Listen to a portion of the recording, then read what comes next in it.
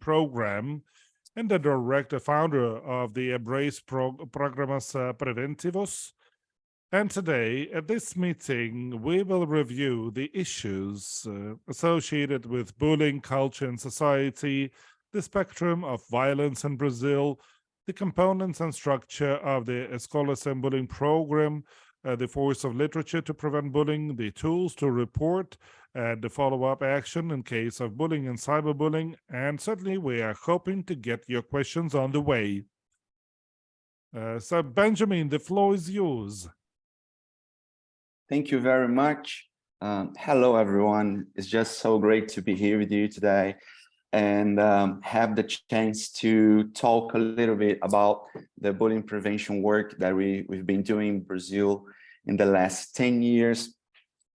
Yes, it is quite impossible to think that we have bullying in such a sunny country, and especially Rio.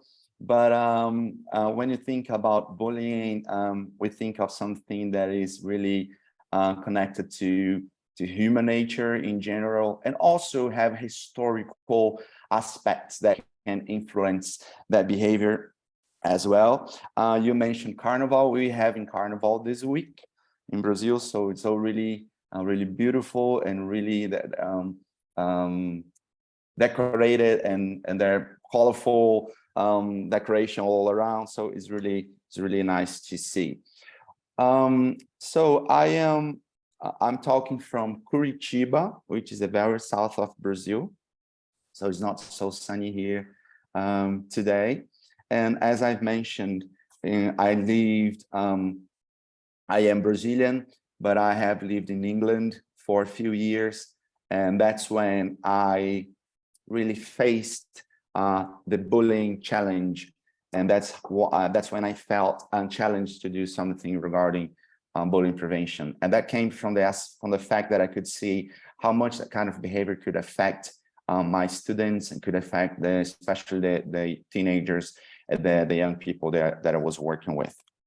So a lot of things that I'm going to say today are related to my culture, to our Brazilian context, and hopefully we can connect it to your culture and to your context. We can find this connection, we can find this link between both.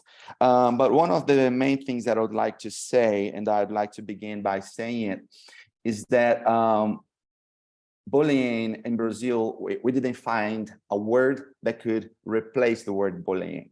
So here we still use, I don't know if in Kazakhstan, if you guys have a word for bullying, but here in Brazil, we use the word bullying, and that's why the program is called Escola Sem Bullying. And in some way, this Anglicism, it kind of, in the beginning of our work, made it quite difficult for us to prevent bullying. Because, you know, if you're talking about a word that has been around English language since 1800s, and then suddenly around 97, 98, it comes to Brazil as a term, we really, there's a gap of understanding, and then students cannot really connect the word to the behavior. So we still sometimes hear from students things like, no, we don't have bullying here, but bullying is still happening. So in this context, we thought and we understood that more than talking about a certain term, which obviously I cannot stop doing, I need to mention the term bullying. But although we do mention it, we really put our work and our efforts and our focus on the behavior itself, than more than just working too much on the concept of it. So the fact that it's aggressive, the fact that it's repetitive and happens inside in a certain pattern of behavior, and there's an imbalance of power, all these factors that really form the bullying behavior, they are sometimes addressed by us, not addressing bullying itself. Does it make sense to you guys?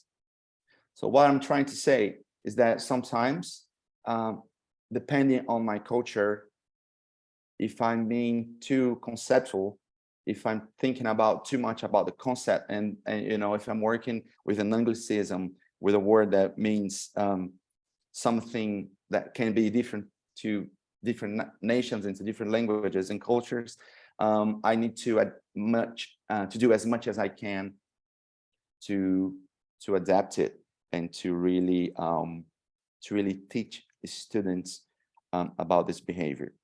Okay, so this is a quick introduction. We have been, as I said, we have been doing this in Brazil for the last 10 years, and it's been wonderful. I wrote 12 books to communicate about this behavior to students from K-12. So we developed our own material, that pedagogical material that could really connect them and could really teach them in a relevant way about bullying behavior and about coexisting in a positive way. And for that, and for the work we've been doing, we received an award from United Nations in Brazil in 2019, which was really encouraging. And yes, if you'd like to get to know a little bit more of our work, you can go through in our website, Escola Sem Bullying. I'll leave it here for you later, escolasembullying.com.br. Okay, so I'll share my screen, and I would like to, you know, bring some ideas to you guys.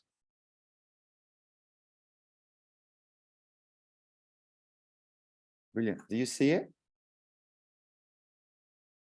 Yes, we do. Thank you. Okay, thank you. Yes, so I'm going to talk about the Escola Sem Bullying program and also about bullying prevention work in Brazil, and the Brazilian approach to bullying prevention. And I think that when you think about bullying, obviously we come from a problematization, or for some people that, you know, many years ago, they understood that certain behavior was a problem and could not be accepted, and therefore they apply the efforts and the time and the studies on it. So this problematization, and I would like to mention the pioneer of it, which is a big reference to us, Dr. Dan Ovales, which in the beginning of 70s, he was the one who really dived into the bullying prevention studies and trying to understand more about this behavior. But when I think and when I saw the bullying prevention work happening here in Brazil, I realized that people usually, they tend to think so much about the individual's context that we forget about what surrounds them. We know that, as Ms. French mentioned yesterday, bullying is a learned behavior as well, but learned how and learned from where. So when I mention culture, yes, I mentioned culture in a very wide and big way, but what are the elements and the components of my culture that really affects the behavior of my students? So, and think about culture, I will just say a few things about Brazil.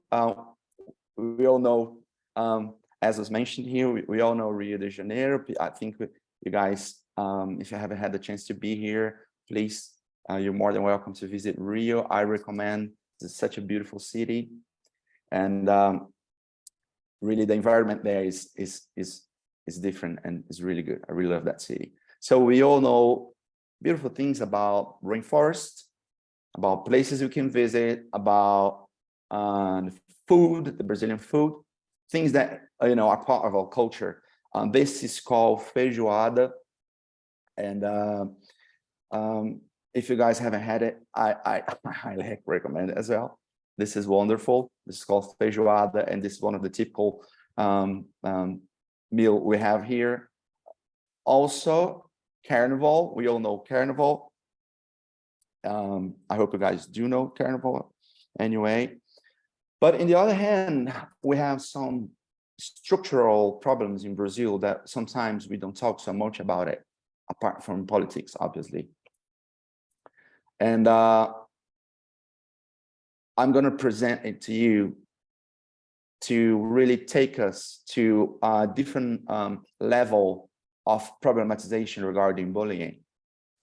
And when you think about our context and you think about our culture, we need to think, what are the problems that we face in our culture that are connected to bullying behavior? Because the schools, we know that, is a micro society. So schools, they're not apart from society in general. What happens in the big context is reproduced in a small context, which I mean inside schools. So we really think that sometimes bullying starts at school, but it's really being learned outside, and students bring this behavior from outside to inside of schools. And that's why I'm going to see the other hand of and the problems that we culturally face here in Brazil. For example, corruption. Corruption is a big problem here.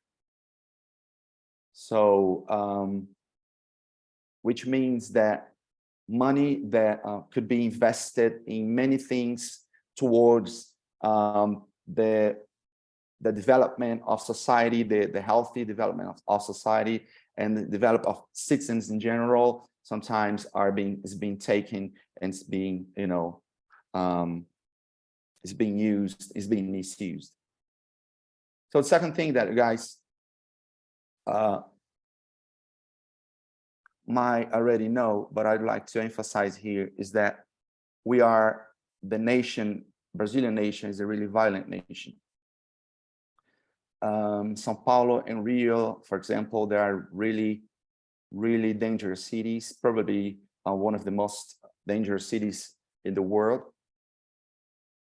And that is connected to the first slide I show about corruption.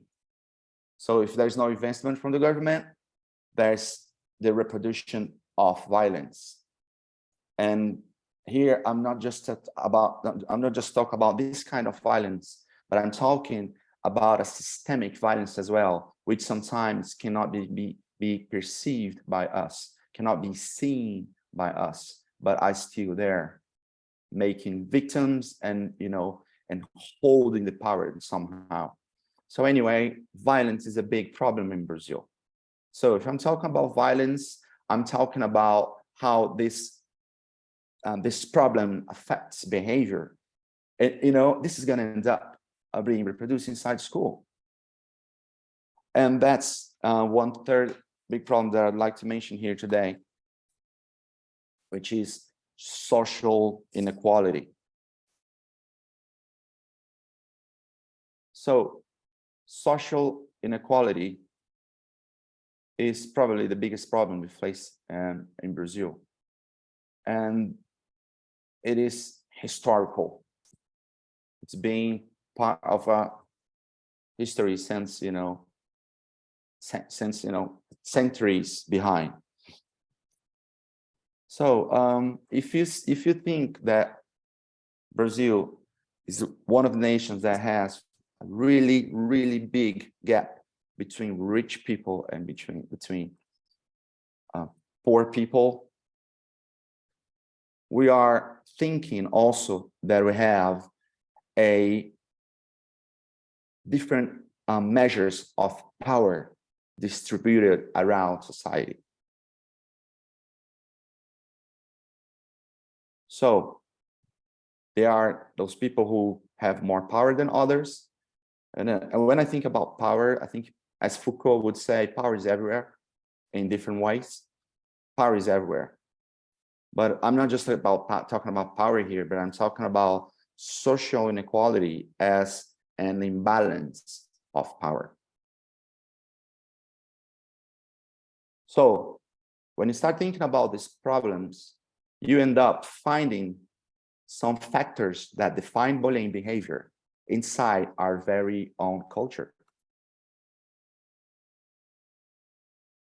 So just for you guys to understand a little better, talking about social inequality and about power here. These are some researchers from a few years ago from IBGE, which is a government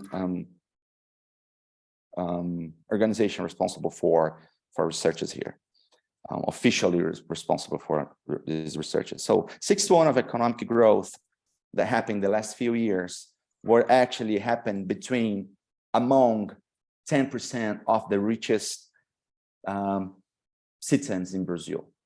So the 61 of the growth, the economic growth, actually happened only among 10% of the richest people in Brazil.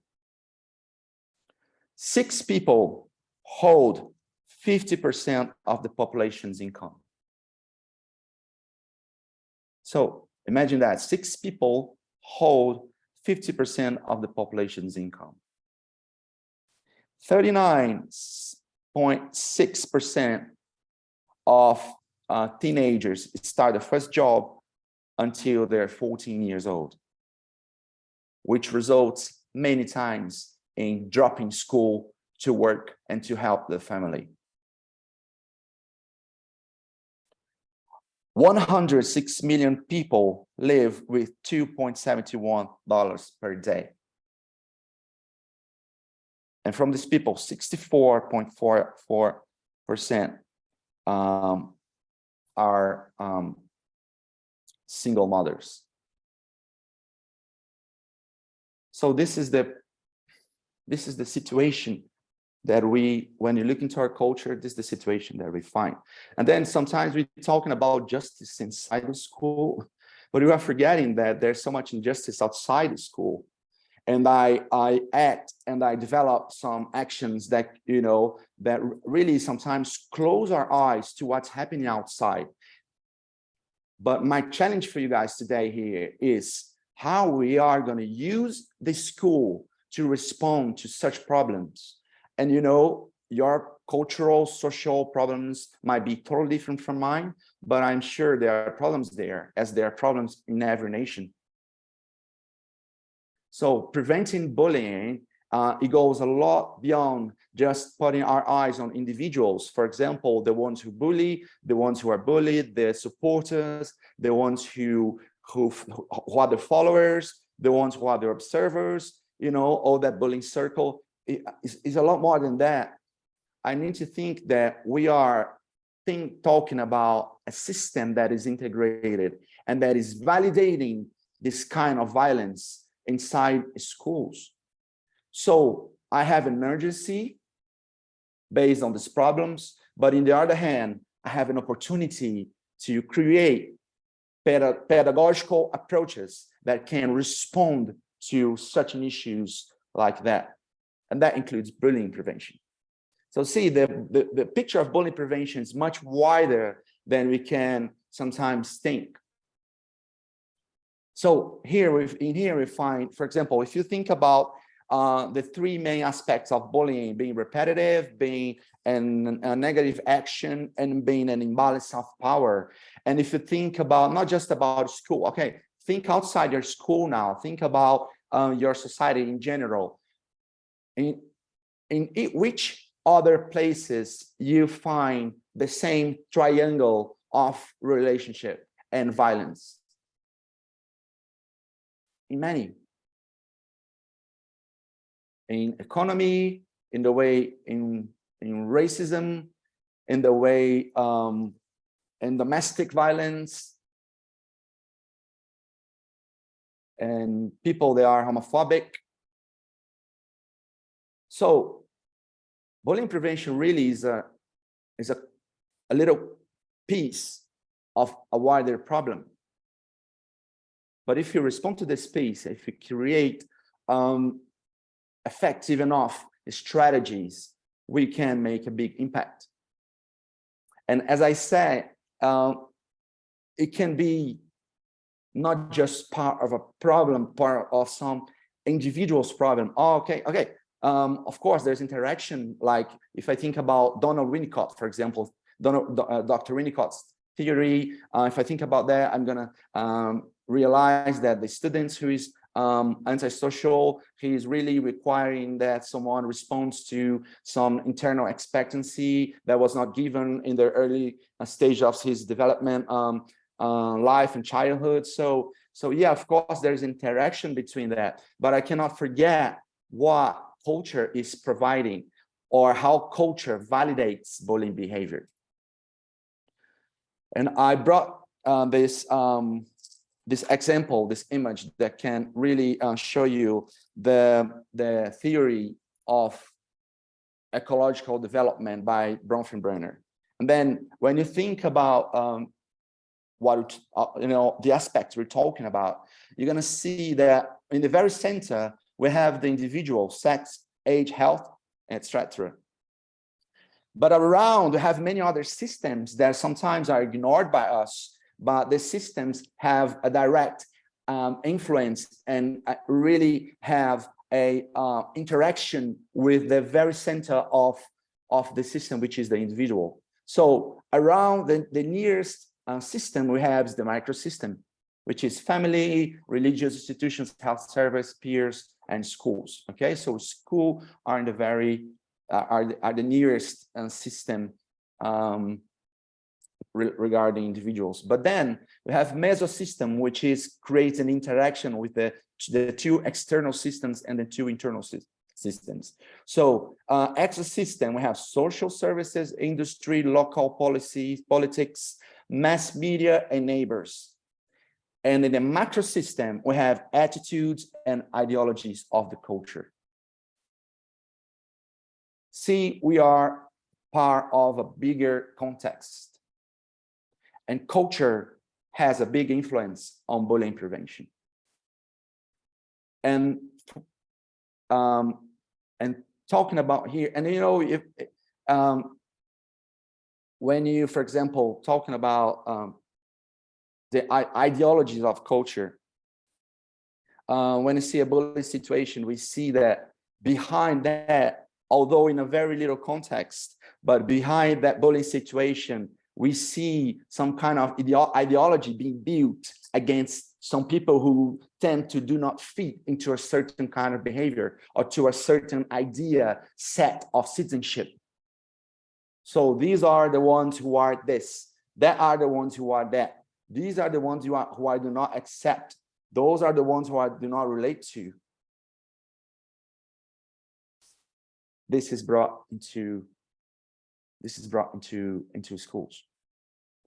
And I'm gonna turn my attention to one of the main factors of bullying behavior, which is imbalance of power. So if you have a nation that really exalts the imbalance of power and people takes advantage in having more power than others and using this power to subdue other people, we learn that having power and using this power to subdue other people is something provable, is something doable. So then, coming to schools, students that learned that the abuse of power or gaining power to subdue others is something that is approved by society in general, they're going to replicate it inside school. So that's why they do not just bully others because they find pleasure in doing it. They bully others because they want to maintain the status among the students who they relate to. And that's why if there's no prevention regarding bullying, students who bully others, they're actually admired by other students at school. Because there's a message that power and abuse of power brings me rewards. Does it make sense to you guys? So, there's as I was saying, we cannot ignore how culture is part of learning process. And then I'm gonna talk about, I'm just gonna mention Dr. Jaron Bruner, which said, it's obvious to say that the child is born into a culture and formed by it. So one of the schools that I work with, we are talking about bullying. And I don't know if I mentioned that in the beginning, but we were talking to some students from high school about bullying. And they're saying, oh, I cannot stand talking about bullying anymore. You guys talk about it all the time. There's no bullying happening here in our classroom. And, you know, it's so ironic because one of the biggest problems that we really faced regarding bullying was happening in that very classroom. So there was not a connection between the bullying subject and the violence that was happening, the systemic violence that was happening inside that classroom. So because it was part of their culture, it was registered in their mind in a way that I needed to use another ways to reach that understanding and to change, to shift that cultural understanding of bullying behavior. So it's really culture that provides the symbols and the meanings that we understand in life. And you know, especially if you think about Bourdieu, about symbolic capital, you're going to think that we're talking about something very similar that fits perfectly into here. We're talking about a behavior that is done by some kind of group, and that it really creates appreciation between that group.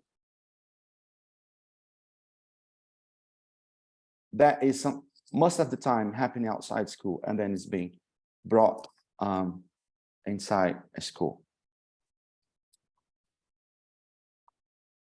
So I would like to make 3 questions about that to you guys.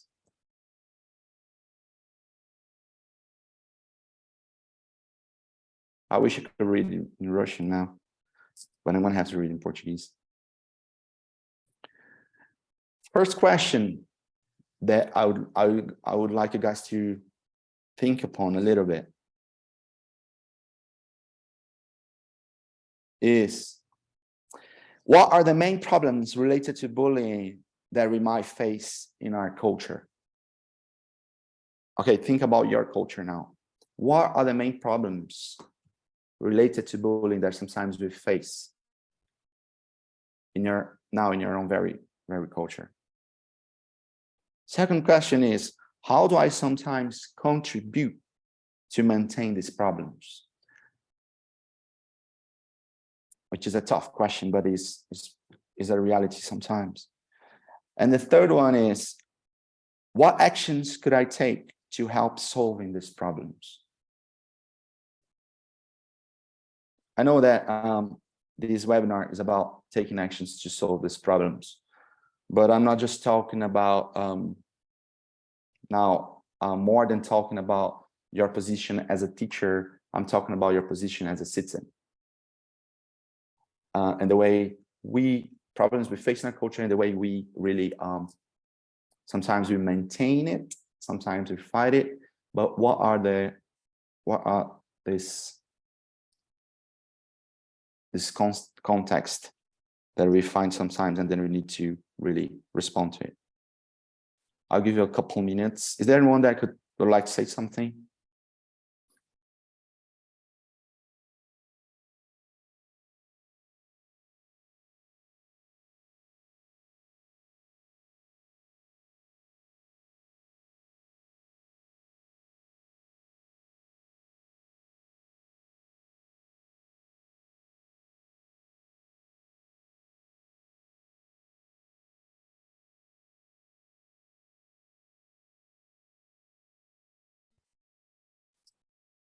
So we do have some answers in chat. For example, the authoritarianism of power in pedagogy and in education.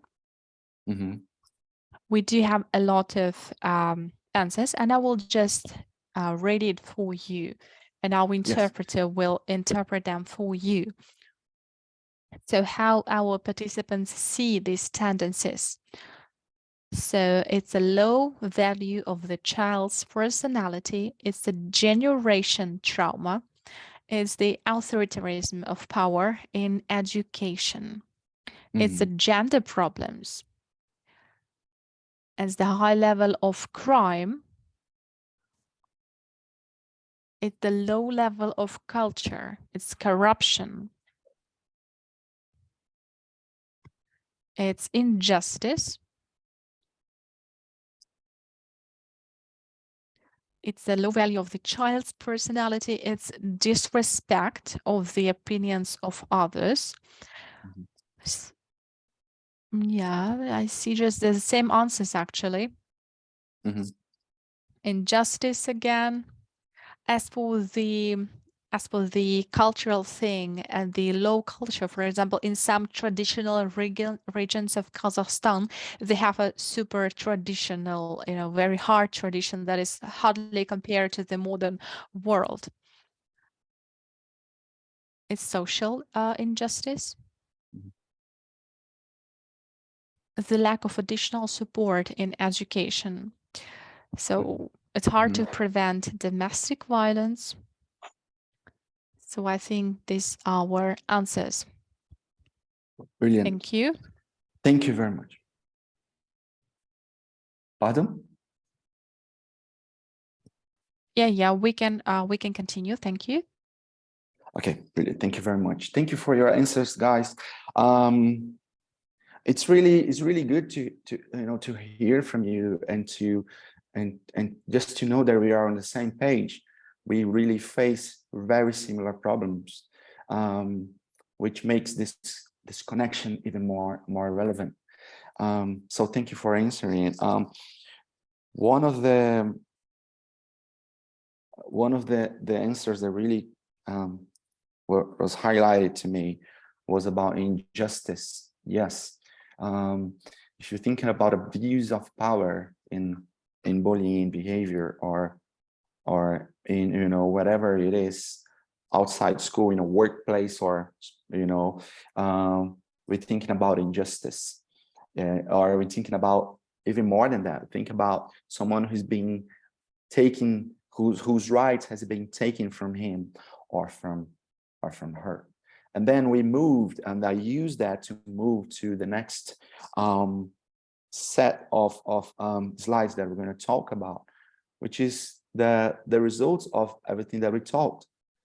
So so how do I respond to it in the first place? Just talking about those finishing here, there's 3 questions. What actions could I take to start solving these problems?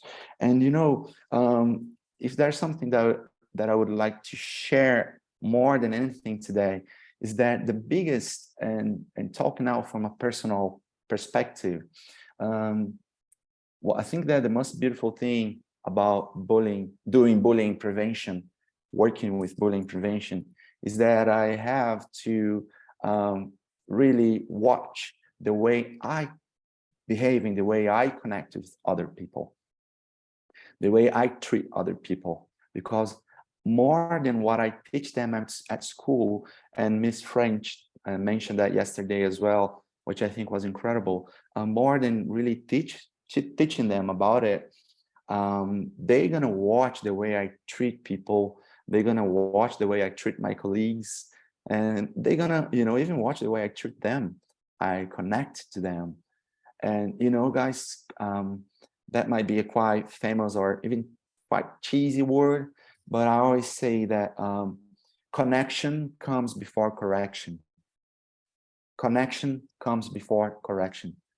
So the result you want to see in some student that you have, it's probably, if it's not working, maybe it's depending on somehow in the way you connect to this student. So that's one point that I would like to address to then move on. So yeah, so we move from this aggressive behavior, this imbalance of power, and from the fact of being repetitive. And then the same triangle we see as a result of a wider perspective about violence and bullying prevention. So we see the influence culture has. We see how this results in a systemic violence. And this systemic violence is a violence that is so silent and so sometimes so discreet that we don't even realize that violence is happening, but that is still happening because it became part of a whole system. And sometimes when I talk about this systemic violence, sometimes our schools are embedded in such a system that really needs to fight against this kind of behavior, that students, they are bullied, they don't even sometimes realize that what's happening to them. I don't know if you ever dealt with that, with these students that sometimes they say, no, I like it. No, it's okay. No, I'm beaten up, but I'm excluded, but they're just like that. They're my friends. And they don't even, the concept of systemic violence is being so absorbed by some students, especially the ones who are bullied, that they don't quite realize what's happening to them. And that's when the third term that I'd like to mention today, homo sacer, from George Agamben, that's when it comes in. Because in the imbalance of power, the term comes from the Greek ancient politics, which they had bios and they had Zoe, and then bios and Zoe. Bios was the political life. Zoe was the animal life. And then if you were accepted into the political life, you'd have this bios. If you're not, you'd just be considered just someone without rights, or someone with what we call a bare life. And then being pushed into that kind of situation, it really means that George Agamben says that they are not sacrificable, but they are killable, which is a paradox. So we see students that they are found inside our school in the position of homo sacer, in terms that their rights were taken from them, and then they were moved from someone into something.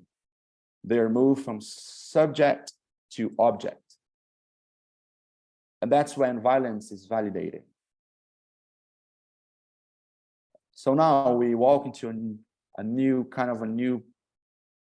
proposition here, which is addressing or having a school that validates the balance of power. There has to be balance of power in my school. And as a teacher, or as a headmaster, or as a principal, as a counselor, as an adult who works at school, I have the responsibility to move that student from the Zoe perspective into the bios perspective again, which I mean, I am the one who provides, as the one who has authority there, I am the one who provides rights to students whose rights have been taken from them. That is bullying. That's when bullying happens, when bullying doesn't happen when someone puts a nickname or push someone around. Bullying happens when some students realize that student is worthless, that he has less rights than other students have for any sort of reason. For prejudice, for injustice, for low value, as you guys said, of child personality. So being moved from Zoe life into biolife. That is, and providing rights inside my school. That is bullying prevention.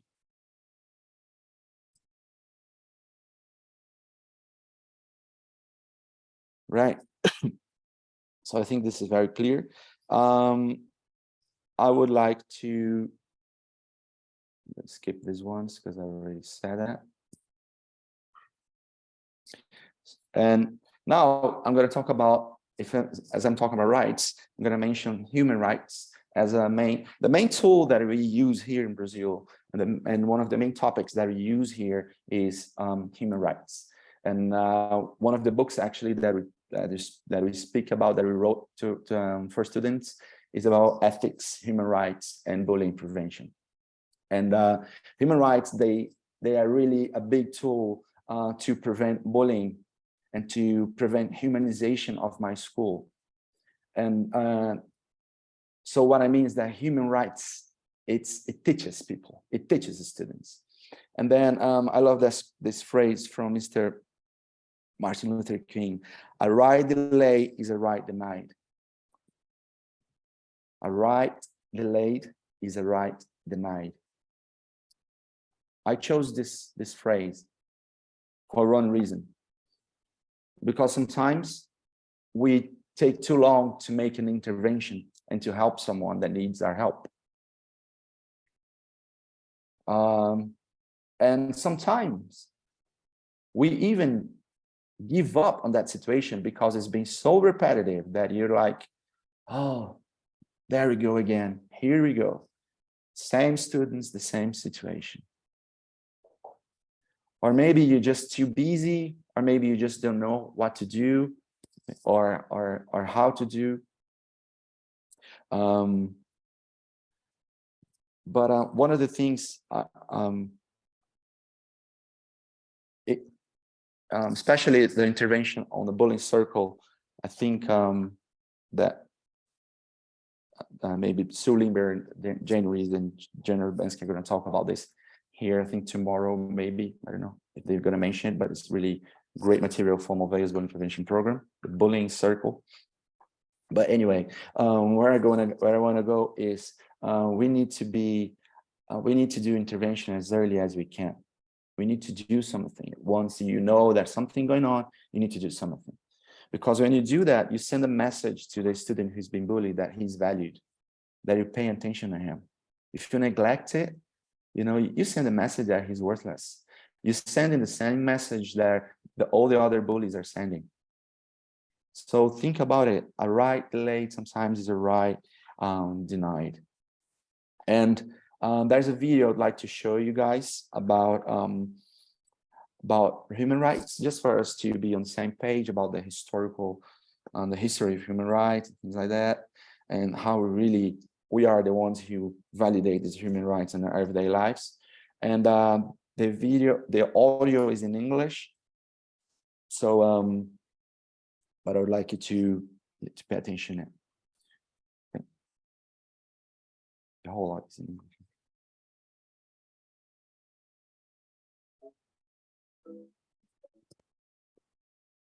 Human rights is geez, that's a good question. Human rights. Wow. I don't even know how to give that a definition. I would probably have to do a little bit of homework or something. Yeah, any right that I think just as a normal, human, The rights that humans have. oh, that's a very large debate. To mindset. Tú le puedes preguntar a 20 personas y te van a dar 20 diferentes opiniones. Non saprei, una domanda complicatissima. If we just take them for granted that they're there, but we don't even consider what they are.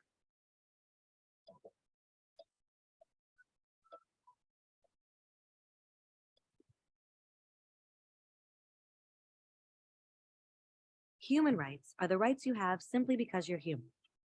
It's how you instinctively expect and deserve to be treated as a person, like the right to live freely, to speak your mind, and to be treated as an equal. There are many kinds of rights. Most apply to a certain group. But human rights are the only ones that apply to absolutely everyone, everywhere.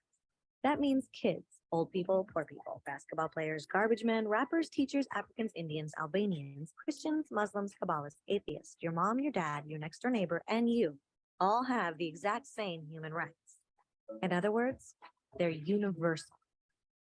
But the question remains, what are they? Name the human rights. What the human rights are? The right to live. Equality between all peoples. Right to religion, the right to. Is there supposed to be a list somewhere I should be aware of? According to the United Nations, there are a total of 30 human rights, which are usually lumped together and called simply human rights. They're all listed out in the Universal Declaration of Human Rights, which is the world's most widely accepted document on the subject. But it was a long time in coming. At first, there were no human rights. If you were in with the right crowd, you were safe. If you weren't, well, you weren't. But then a guy named Cyrus the Great decided to change all that. After conquering Babylon, he did something completely revolutionary. He announced that all slaves were free to go. He also said people had the freedom to choose their religion, no matter what crowd they were a part of. They documented his words on a clay tablet known as the Cyrus Cylinder. And just like that, human rights were born. The idea spread quickly to Greece, to India, and eventually to Rome. They noticed that people naturally followed certain laws, even if they weren't told to. They called this natural law, but it kept getting trampled on by those in power. Not until 1,000 years later in England did they finally get a king to agree that no one can overrule the rights of the people, not even a king. People's rights were finally recognized, and they were now safe from those in power. Kind of. It still took a bunch of British rebels declaring their independence before the king got the point that all men are created equal. Which isn't to say he liked the idea, but he couldn't stop that, and America was born. The French immediately followed with their own revolution for their own rights. Their list was even longer, and they insisted that these rights weren't just made up. They were natural. The Roman concept of natural law had become natural rights. Unfortunately, not everyone was so thrilled. In France, a general named Napoleon decided to overthrow the new French democracy and crown himself emperor of the world. He almost succeeded, but the countries of Europe joined forces and defeated him. Human rights was again a hot topic. They drew up international agreements, broadly granting many rights across Europe, but only across Europe. The rest of the world somehow still didn't qualify. Instead, they got invaded, conquered, and consumed by Europe's massive empires. But then a young lawyer from India decided enough was enough. His name was Mahatma Gandhi, and in the face of violence, he insisted that all people of Earth had rights, not just in Europe. Eventually, even Europeans started to agree. But it wasn't going to be that easy. 2 world wars erupted. Hitler exterminated half the Jewish population of Earth in horrifying Nazi death camps. And all told, 90 million people died. Never had human rights been so terrifyingly close to extinction. And never had the world been more desperate for change. So the countries of Earth banded together and formed the United Nations. Their basic purpose was to reaffirm faith in fundamental human rights, in the dignity and worth of the human person. But what were human rights? Were they the proclamations of Cyrus, the natural laws of Rome, the declarations of France? Everyone seemed to have a slightly different idea of what human rights should be. But under the supervision of Eleanor Roosevelt, they finally agreed on a set of rights that applied to absolutely everyone. The Universal Declaration of Human Rights. The French concept of natural rights had finally become human rights. So in summary, at first, only a few lucky people had any rights, until one of those guys decided, hey, other people should have some rights too, which was great, except not everyone agreed. And it only took a few thousand years of fighting and declarations and more fighting until everyone finally agreed that human rights should apply to everyone. and they all lived happily ever after. Except for one little problem. If people have the right to food and shelter, why are 16,000 children dying of starvation every day? 1 every 5 seconds. If people have freedom of speech, why are thousands in prison for speaking their minds? If people have the right to education, why are over 1 billion adults unable to read? If slavery has truly been abolished, why are 27 million people still enslaved today? More than twice as many as in 1800. The fact is, when it was signed, the Universal Declaration of Human Rights did not have the force of law. It was optional. And despite many more documents, conventions, treaties, and laws, it's still little more than words on a page. So the question is, who will make those words a reality? I have a dream today. When Dr. King marched for racial equality, he was marching for rights that had been guaranteed by the United Nations for almost 2 decades. But still, he marched. When Nelson Mandela stood up for social justice in the 1990s, his country had already agreed to abolish such discrimination for almost 40 years. But still, he fought. Those who fight today against torture, poverty, and discrimination are not giants or superheroes. They're people. Kids, mothers, fathers, teachers, free-thinking individuals who refuse to be silent, who realize that human rights are not a history lesson. They're not words on a page. They're not speeches or commercials or PR campaigns. They are the choices we make every day as human beings. They are the responsibility we all share to respect each other, to help each other, and to protect those in need. As Eleanor Roosevelt said, where, after all, do universal human rights begin? In small places close to home. So close and so small that they cannot be seen on any maps of the world. Yet they are the world of the individual person, the neighborhood he lives in, the school or college he attends, the factory, farm, or office where he works. Such are the places where every man, woman, and child seeks equal justice, equal opportunity, equal dignity without discrimination. Unless these rights have meaning there, they have little meaning anywhere.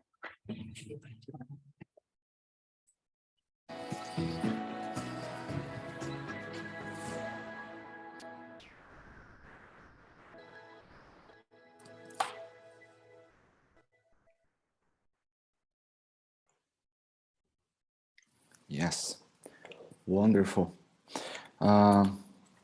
This is actually a good video. This is produced by UNESCO, and it's actually a good video for you guys to use in classroom. If you guys would like to, it's on YouTube. Just this video, just to give us a a better perspective of human rights and the importance of us as teachers to validating it and to think of an education with human rights. And that takes us into the 3 dimensions of education and human rights, which is first education in,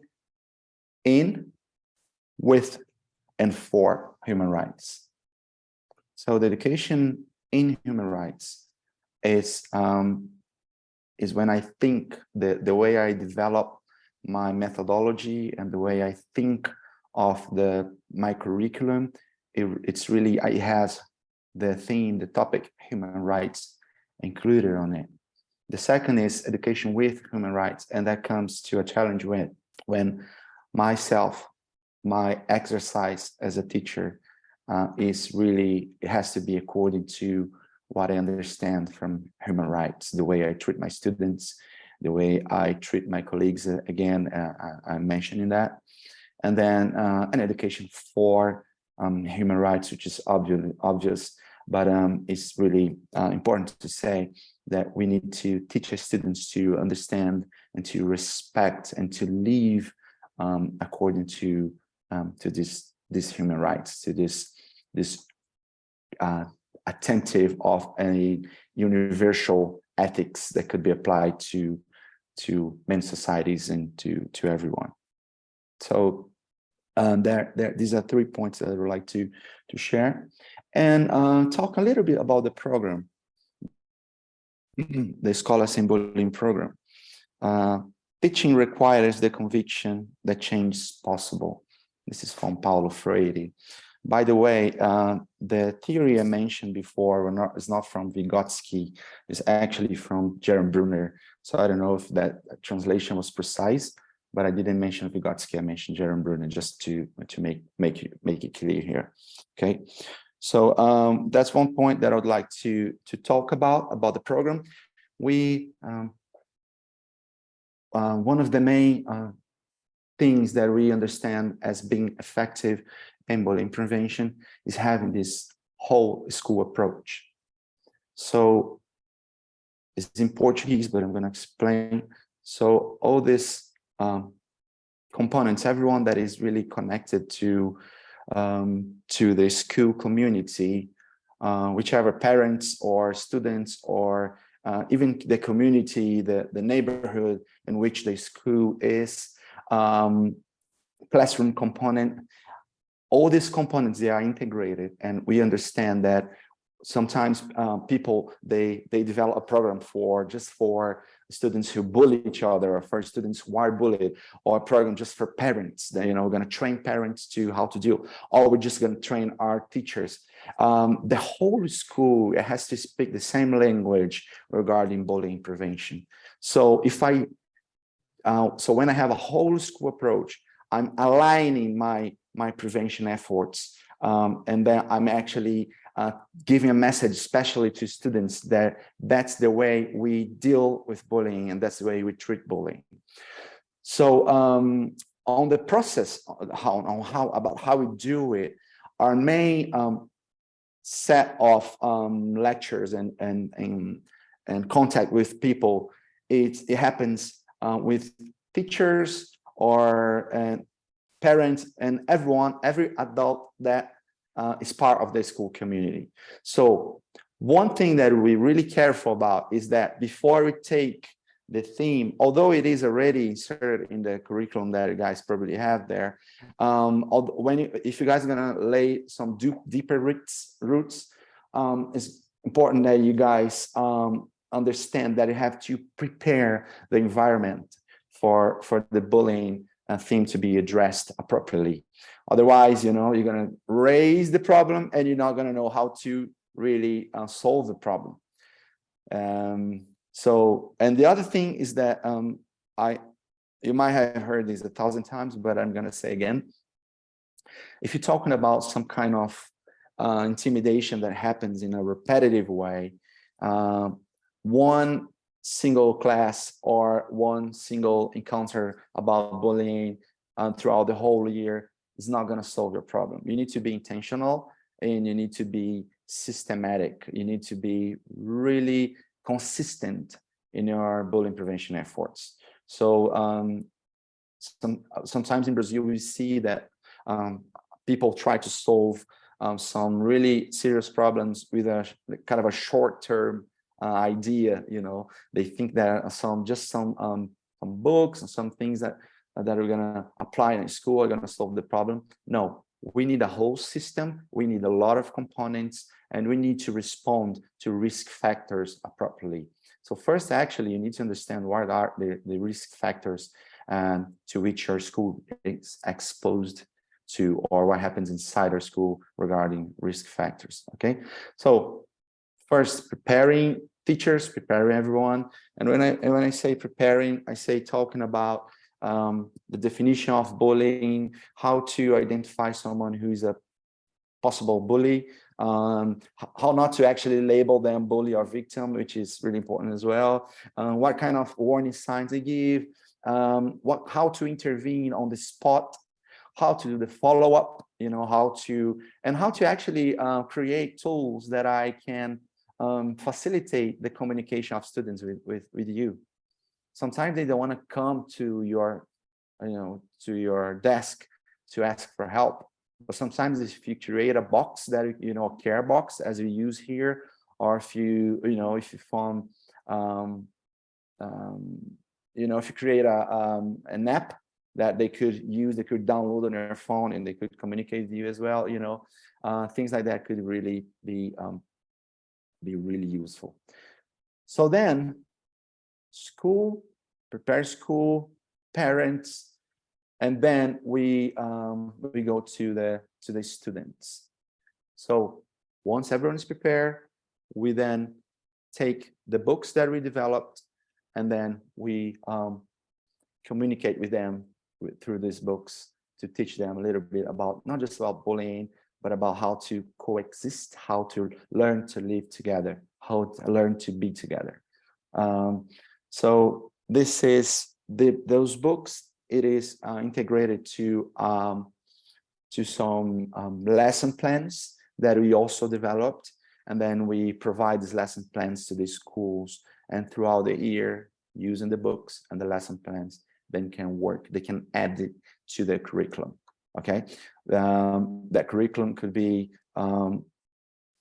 we could interdisciplinary. I don't know if that's a word in English, but use it in an interdisciplinary way, so we can have different disciplines for to work bullying prevention, which makes it really really great, because students, they can see that many different teachers are talking about the same topic, so they feel more connected and more engaged. Okay,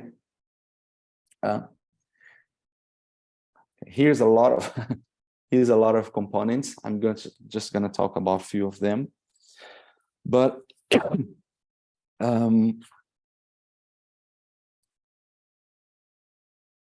if there's one thing that I can emphasize here that really works, is the literature we use on bullying prevention. So using books and using good books, good literature, for them to actually, for their thoughts to go beyond the context in which they are inside school, and to find different alternatives through fiction. That is the main goal that we use for that we use in our books. The second thing is the books. They are so they are developed in a way, they're written in a way that we want it to be relevant.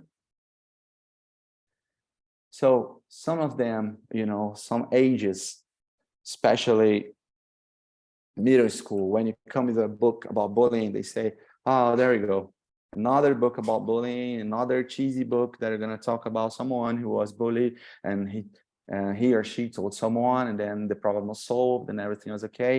And it's not really about it. It's a lot more. We can go a lot beyond that when you're writing to them.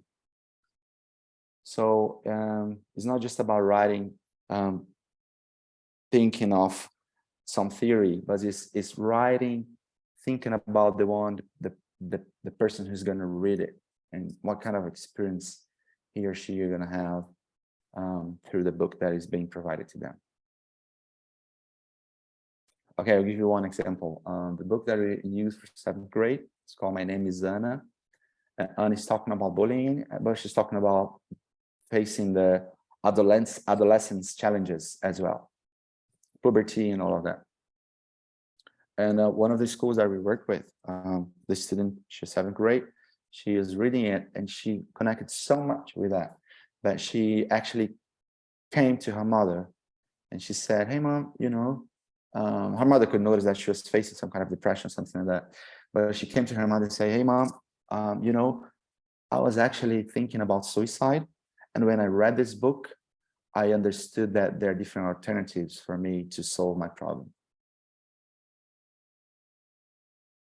So, yeah, I can't spend a lot of time here trying to explain the power of literature, but it's a really personal experience that they have, And that's beautiful about literature. Everyone has a different aesthetic experience, as we call here in Portuguese in Brazil. So the whole thing I'm saying, not just talk about our books, but to talk about reusing literature and enriching your curriculum, your class meetings or your lesson plan. You can really connect to them by doing it. And that's one last phrase from Professor Gloria Pondé from Brazil. She's great. She was great. She said, "We believe that the reader can establish types of criticism that promote dialogue as a condition for social action, as literature provides new perceptions regarding human understanding and social practices." Okay.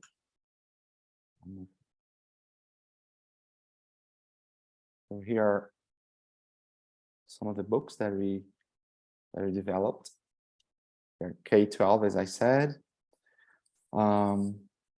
Maybe sometime we can translate it to Russian so you can read it. Ms. Darja Kuzmina can help us. She knows Portuguese. And these are the lesson plans that we work with, that we use for, integrate books and bullying prevention. Okay. Cool, guys. Here are some pictures of of what I do, just for you guys to really see it instead of just hear about it. Here are some parents being trained. This is in public school. I don't know if there's a big gap between private schools and public schools there. I think there is everywhere, but here is a big gap as well. So we try to, as a volunteer, do work at public schools. One of the things that we've been doing in the program that is really, really, really great is that we have a bully prevention student council. So we get some students from different classes, from different grades, and we get them together, and then we, because it's not just for them, it's to do with them. So their ideas we brought together, and we bring together ideas, and then you can put the ideas into action throughout the whole year. So getting them involved in this way, it really gives another different, perspective, and it makes them more engaged and more proactive towards bullying prevention. Okay, there are some letters that we get from them. They write letters to us, especially from elementary school. So it's really, it's really cute. And and this is the app. So the last thing I would like to talk about is this app that we developed. So we are trying to find a way to get students to communicate with us and to make it easier for them. So we developed this app, Escola Sem Bullying, which they can download, and there is a form. If they're going through bullying, or if they know someone who's been bullied, they can fill out this form, and once they send the form, the form it's forwarded to a platform that we create for schools. So schools can have access to students' requests through this app. Guys, it works so well. It's really great because they use it a lot, and they feel more safe by using an app, that they don't have to go to your desk and to ask for help and things like that. So so that's one of the things, the point that I really would like to encourage you, if you can do it, if you have access to it, if you have something from technology there that could do this, that would be great.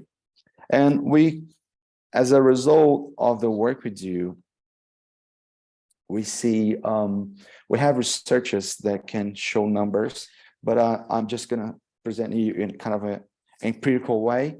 So we do see a really increase of empathy, respect, a sense of belonging. I think the sense of belonging, we don't always see. It doesn't mean that the one who bullies and the one who's bullied, they're going to become best friends. but they're gonna kind of set into the, fit into their places, and this kind of a sense of harmony that is increased throughout the months that we implement the program. So that is really good. They're going to be in peace there, and that person is going to be in peace there, but the tension, it diminishes. More involvement of parents in solving bullying problems. So yeah, training parents, guys, it's so crucial, because parents, I don't know there, but here in Brazil, parents, they tend to accuse the school sometimes. They tend to think that you guys are the ones responsible for the bullying and not just for solving the bullying. And it's really a kind of a weight that teachers carry on their shoulders. So when you talk to parents, when you train parents and you teach them about bullying and about what they can do regarding that, we can kind of strengthen the partnership between families and school. So training parents, and providing materials for parents, it is really, really, really important. Here in our program throughout the year, we have several meetings with different grades, different ages, and just for parents and families. School staff pay more attention on warning signs. This is something good as well, because as I said, bullying prevention, it takes the whole school community to effort. So sometimes the students, they don't stay just in the classroom all the time. So if someone who's responsible for example, cleaning, they can, if they notice that there's something going on, if they trained, they can report it to the counselors or to the teachers. So training everyone at school is important, not just teachers or parents, but training everyone that has a role inside the school. Okay, teachers feel more prepared to intervene in bullying situations. So there's a research from Dr. Riveiros that shows that teachers don't intervene because most of the time they don't know how to do that. So teaching them how to intervene on the spot situation, for example, although although it might be bullying or not, maybe it's not bullying, maybe it's something else, maybe it's just a conflict, but the sooner the better. Don't wait for it to get too long. Don't wait the problem to get too big for you to then do an intervention. The sooner the better. Make sure that you don't approve that kind of behavior. And the last two, students feel more encouraged to report bullying problems, and students learn about human rights, and it's important to coexistence. So when I tell students that it's okay to tell, but you need to tell that it takes more than one person to solve a bullying problem, because they don't really, usually they don't tell, they don't talk about, they don't ask for help. They feel ashamed, they feel afraid. If it's cyberbullying, they feel they don't want to show the material to their parents, during intervention, or they're afraid of their cell phones being taken away from them. So, but you need to really make it comfortable for them to talk to us. You need to find ways that they can really look for help. They can understand that looking for help is the best way. I tell them all the time that when you don't look for help, you're only protecting the one who's attacking you. That's the only person who's safe, because he's still doing what he's doing or what she's doing. So make it comfortable for them to talk about and to understand that they need to talk about. And mostly, once they tell you, take it and listen to it, write it down, and go after that problem. Go to solve that. You need to, because otherwise they're gonna develop kind of a sexism. Is that right? Sexism. They're gonna be kind of static about. They won't believe that problems are gonna be solved anymore. So once they tell you, although it's an old problem from last year, and that person came to talk to you again because you implemented a program, and then you talk more about it, and then they're like, oh, I feel more encouraged to talk about it again because the problem is not solved. Take it again, and then do the follow-up again. If you're not sure, talk to the students who are involved, talking to the spectators, you know, get students in whom you trust, and then get them to tell about it. But we need to look to solve these problems, and you need to be persistent on that most of the time. Okay.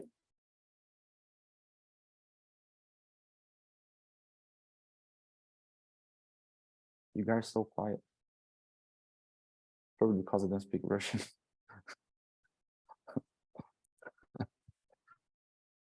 So just some testimonies just to finish. And Benjamin, in fact, we are having a lot of questions to you. Therefore, all of our emotions and questions are for the Q&A session once you finish your presentation. awesome. Brilliant. Thank you.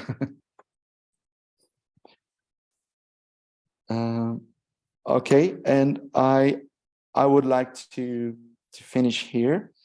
I hope it was helpful. You guys got such a rich lineup, you know, and I'm actually going to be around to hear Professor Sami Valley and Professor Sue Limber and some other specialists, you know, so it's going to be a great week. I hope it was helpful. I hope I brought my Brazilian perspective into your culture, into your text, into your context. And I would like to thank again the International Academy of Ecological Engineering and Pedagogical Sciences. It's been a huge honor to be here today. And yeah, you can count on us always. Come to Brazil to visit Rio. Okay, stop here. Thank you very much. In fact, I was in Brazil and in Rio, in the capital, and there was the World Skills Championship, and it was an unforgettable memory. So I do know what Brazilian cities and towns are, and what Brazilian mood is. You have to smile in the street all the time because you cannot do it in a different way. Okay, we have questions about our program. And for the beginning, we would like to ask questions about the regulatory framework. Are there any laws or sub-laws in Brazil against bullying at schools? Do schools have to adopt anti-bullying programs? People who prevent bullying are representatives of schools or third parties? Is it easy for schools to let outsiders into school to work on bullying prevention? And is it a systemic approach of bullying prevention, or this is just targeted approach for some schools? So maybe let's do it quick, just yes or no. Do you have in Brazil any laws or sub-laws against bullying? Yes or no? Yes, we do. We have a very important law from 2015, law number 13185, that establishes the anti-bullying program, Brazilian anti-bullying program. And it requires that every school in Brazil applies an anti-bullying program and actions. It takes actions against bullying, and actually establishes what kind of actions is expected by this law from the schools to be taken.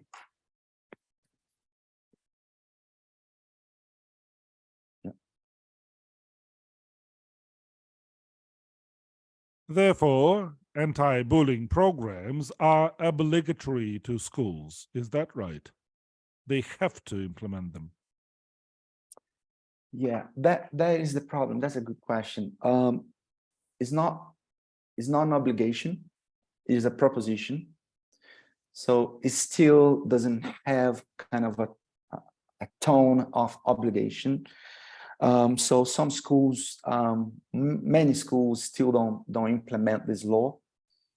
However, once the school has a problem with justice regarding bullying prevention, the first thing that justice, one of the first things that justice is gonna check is that that law was being implemented or not. So it is preventive regarding bullying prevention, but it's also once the school has the law being implemented in its school, they are kind of protected from responding to legal justice. I don't know if it makes sense.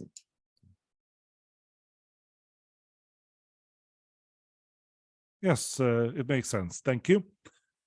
Tell us, the people who work on bullying prevention, are they on the payroll of schools or they are third parties?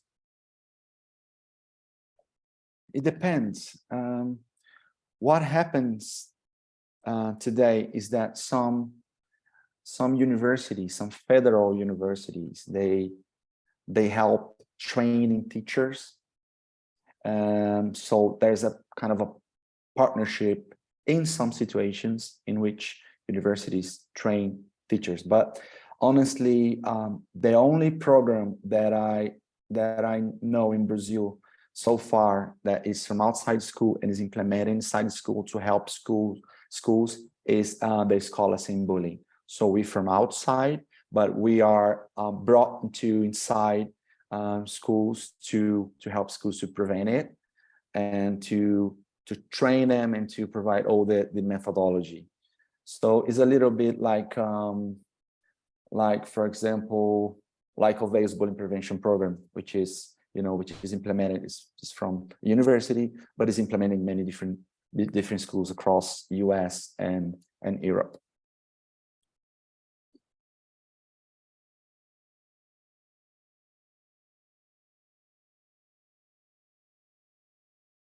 Clear, thank you. Still, how would you describe the Brazilian system? Like, do you have a systemic approach on bullying prevention across Brazil, or these are targeted interventions? Repeat, if you have what, sorry? If you have, do you have a systemic approach across the country to prevent bullying, or are those targeted interventions? We have a systemic approach. So this approach, it consists in 3 phases and 12 components that from the beginning of the year until the end of the school year, we implement all these programs, and then we measure through researchers the success of the program. So there is all these components, they have been proven effective. So they integrate our methodology.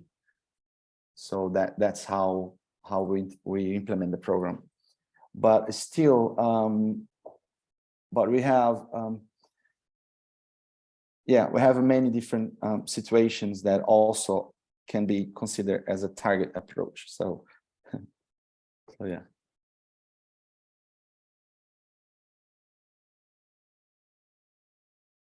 Okay, good. Do you log bullying events in the map or personal card of the student? And if the student was bullying anybody at school, will this student have any problems in the future? Let's say somebody is a buller, and do you put this in the records? Do you document this? Do you keep this in your records? Yes, schools they keep that in the record but actually for any kind of behavior that would stand out at something that needed an intervention. So not only bullying, but but many other kind of behaviors there that stand out, and teachers maybe didn't know how to do or what to do. So, but it is in the record, and for some reasons, because when you're dealing with parents, especially, you need to know the facts, and you need to really have all the facts that could really prove what you're talking about. And also, if there's some kind of even more serious problem, like suicide ideation and things like that, we need to look back and see if the record shows anything related to that. So schools keep record of everything. So it's not just like he's a bully, but it's like that person has a difficulty in relationship, or has been subduing someone, or things like that.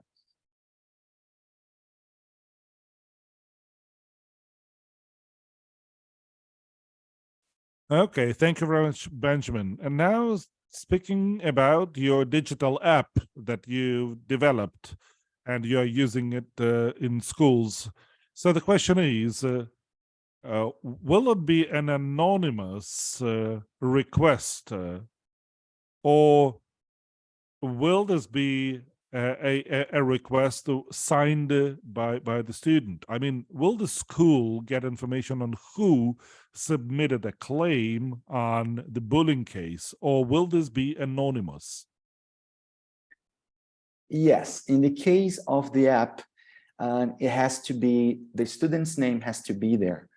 He or she has to identify himself or herself, because we need to know who we're talking to and what kind of problem we're facing. So to be more assertive in intervention, we ask the student to be identified, in this request.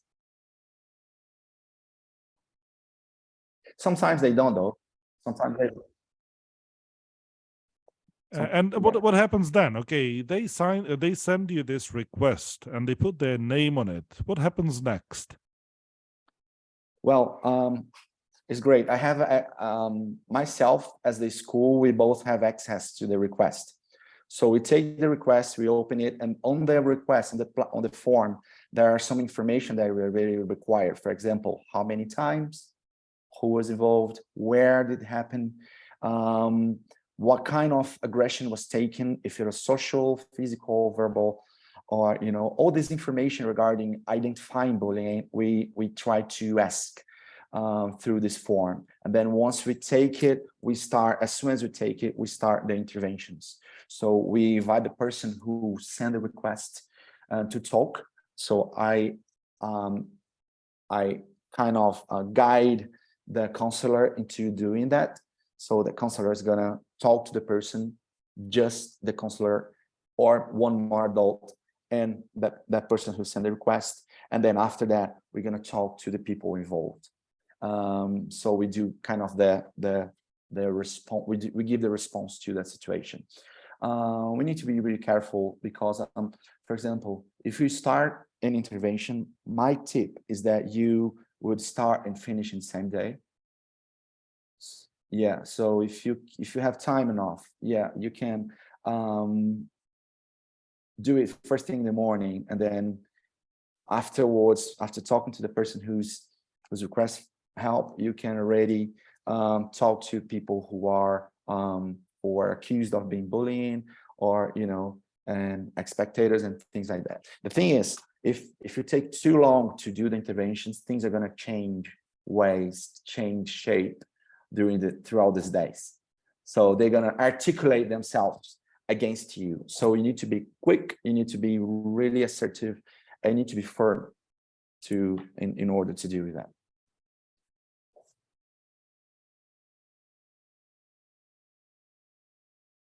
And when you say we, this means who? So who is getting this request and who is working on this?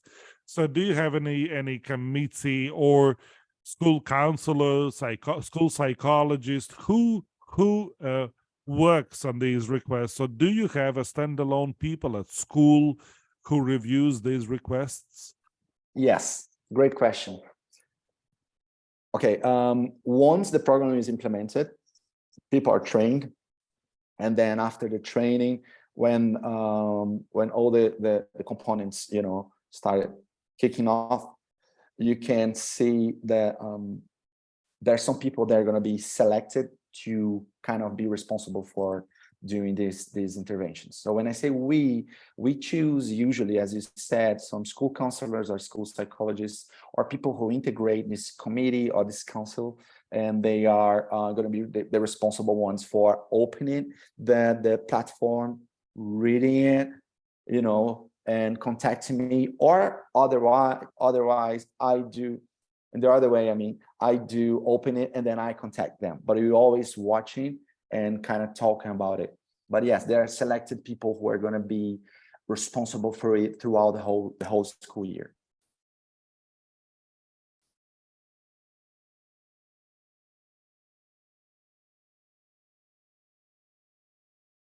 Benjamin, thank you very much. These are very interesting practices. So thank you for diving with us into human rights. And I would like to tell you that our participants are texting that we share common problems.